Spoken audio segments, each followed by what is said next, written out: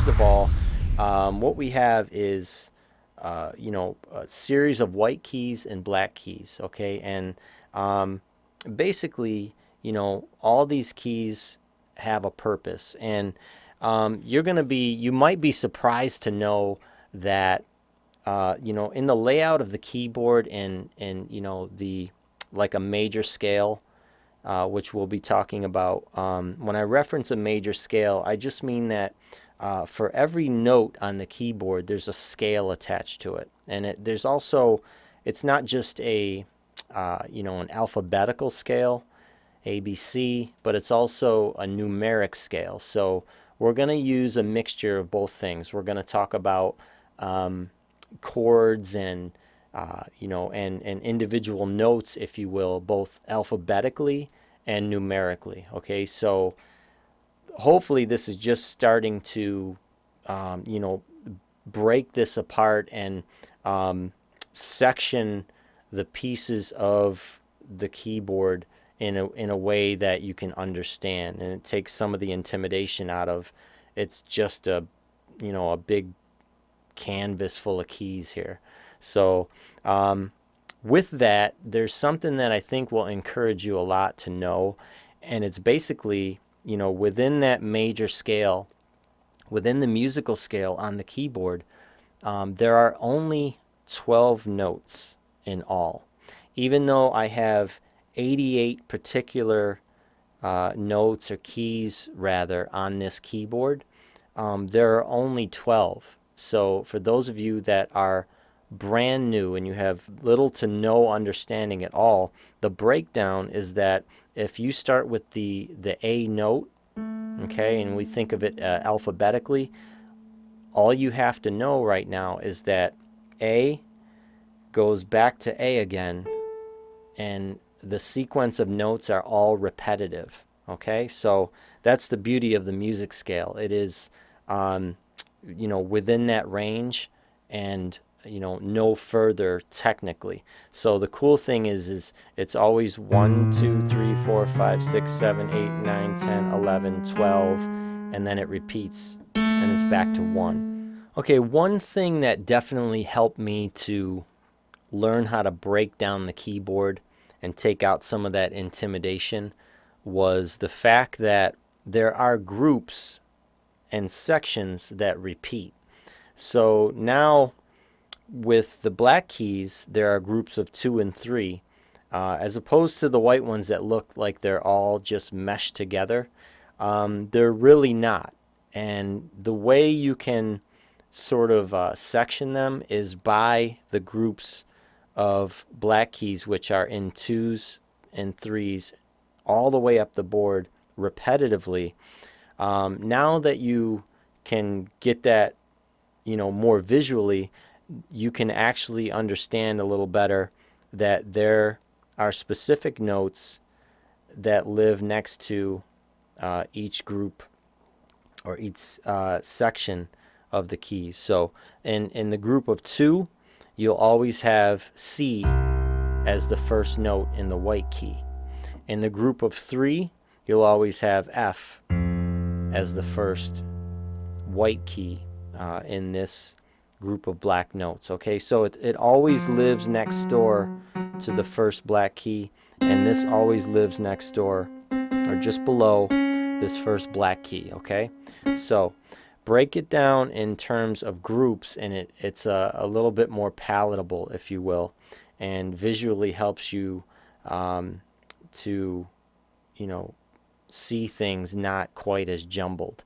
Okay, so with that, what we want to do is we'll start alphabetically, and we will go through the notes. I do want to mention one other thing here. In terms of movement, when we go up the keyboard, or by way of right and left, if you move to the right, you're always going to be what they call sharping the note, and that's just changing the pitch, making it higher. And if you move to the left of the keyboard, obviously the pitch will get lower. So let's begin alphabetically, and we will look at all the names of the notes on the keyboard. Okay, and as we move, The increment, or now that you understand that there's a direction to the right and to the left, that interval or that movement or increment, if you will, it's separated in two different terms. It's called a half step, or it's called a whole step. And a half is just saying that when you go from key to key directly to the next key without skipping a key, that is in fact a half step.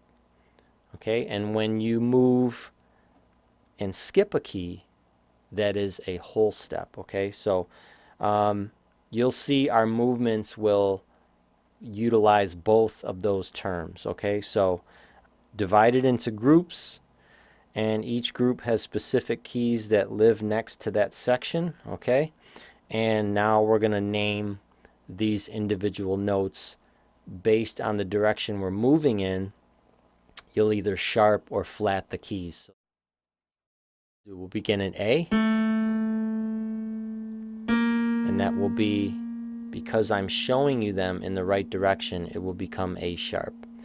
Now B, C, C sharp, D, D sharp, E, F. Okay. Now I can say E sharp, but typically it's not something that I write or I see on the lead sheets that I work off of. So I maintain it as an F natural. Okay, so there are some rules that you can decide to change along the way. It just depends on how you learn or what you're most comfortable using, especially if you're spelling things out or writing notes. But again, this is A sharp, B, C, C sharp, D, D sharp, E, and now F, F sharp, G, G sharp, and back to A. All right, now we'll take those same notes that we learned and we'll move to the left direction or down the keyboard. So starting with A, and now because we're going to the left, we're flatting the note. So now it is A flat, G, F sharp or G flat, F, E, E flat, D, D flat, C, B, B flat, and back to A natural. Okay? So once again, depending on the direction you're moving in, you'll either sharp the note or you'll flat it. And you'll discover that, it might be a bit clumsy at first just to try to, weave together all these different, elements of the keyboard. But basically, when you learn to dissect and break down the keyboard, it does a lot in terms of individual notes and chords and how to use the numbers and letters and put it all together. I promise it will make sense. You just have to spend enough time with it and just get comfortable. The more you play, the better, and the more comfortable you will get with these concepts.